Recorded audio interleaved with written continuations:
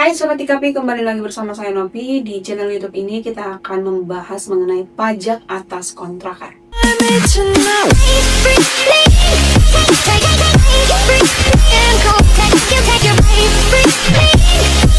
Topik pajak kontrakan kembali menarik perhatian. Sebagian masyarakat mengira pemerintah akan mengenakan jenis pajak baru kepada pemilik kontrakan. Padahal dalam konteks pajak pusat yang menjadi objek bukan kepemilikan rumah kontrakan, melainkan penghasilan yang diterima atau diperoleh pemilik dari kegiatan menyewakan tanah dan atau bangunan.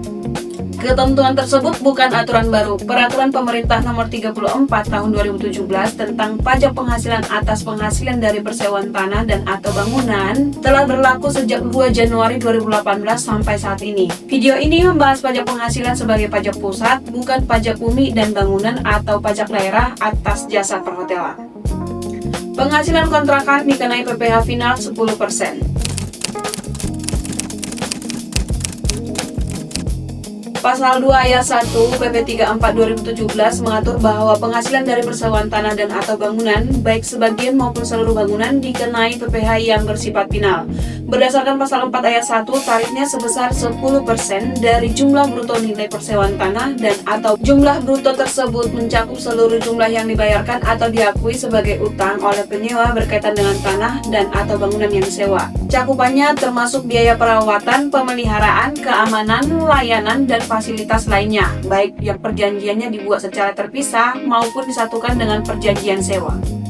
Biaya dihitung dari jumlah bruto sehingga biaya yang dikeluarkan pemilik untuk memperoleh penghasilan sewa tidak mengurangi dasar pengenaan PPh final tersebut. Fasilitas bagian peredaran bruto usaha sampai dengan 500 juta rupiah yang tidak dikenai PPh bagi wajib pajak orang pribadi juga tidak berlaku atas penghasilan kontrakan. Penghasilan sewa tanah dan atau bangunan telah dikenai PPh final berdasarkan ketentuan tersendiri, yaitu PP 34 tahun 2017.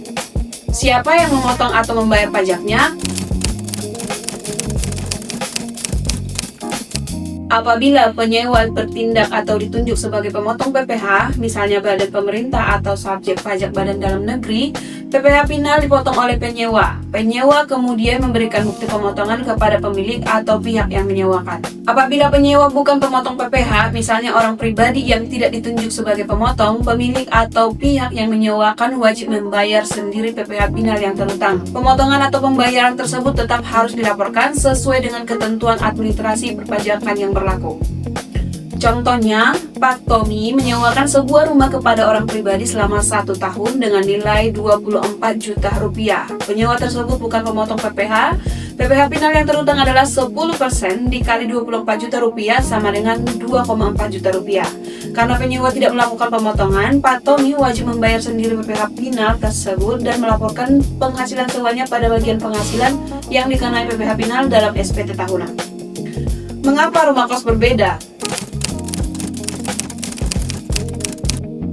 Pasal 2 ayat 3 PP 34 tahun 2017 mengecualikan penghasilan dari jasa pelayanan penginapan beserta akomodasinya dari PPh final atas persewaan tanah dan atau bangunan.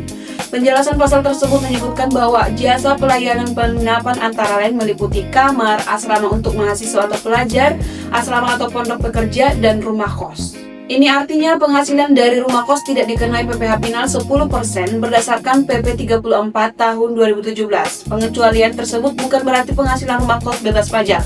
Penghasilannya tetap diberlakukan sebagai penghasilan usaha dan dikenai PPh sesuai dengan skema yang berlaku bagi pemiliknya.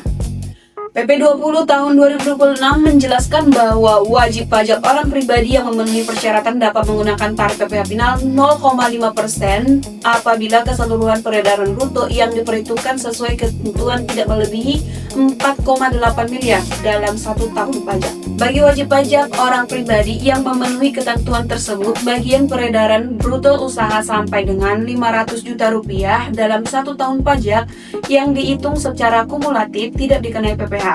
Apabila persyaratannya tidak terpenuhi, penghasilan rumah kos mengikuti ketentuan PPh umum atau skema lain yang sesuai.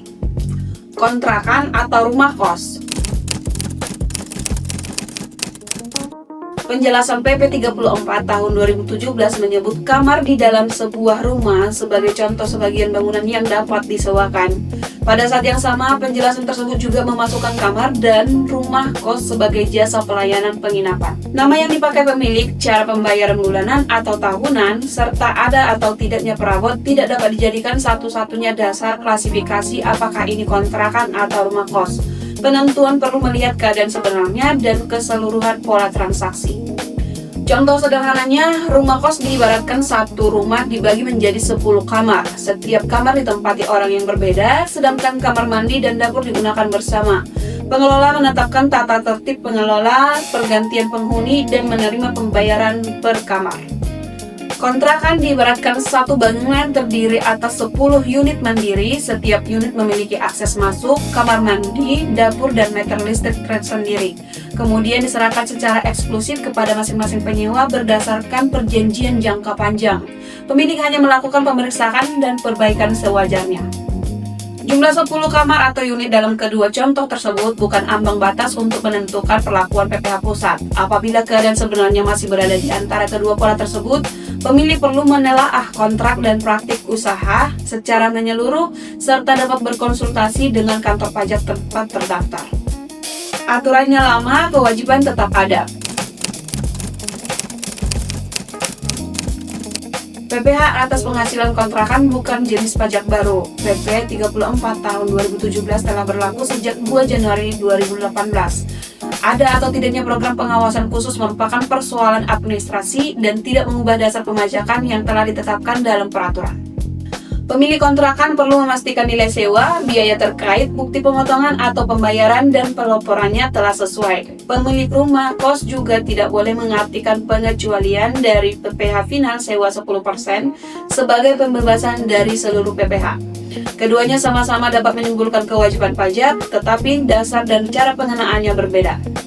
Itu tadi informasi seputar pajak atas kontrakan. Mari kita selalu dukung pemerintah untuk memajukan perekonomian di bidang perpajakan dengan terus mendukung segala upaya pemerintah dari sisi perpajakan. Terima kasih telah menonton video ini. Jangan lupa like, share, dan subscribe. Semoga bermanfaat dan stay tune untuk video IKP lainnya. Salam IKP.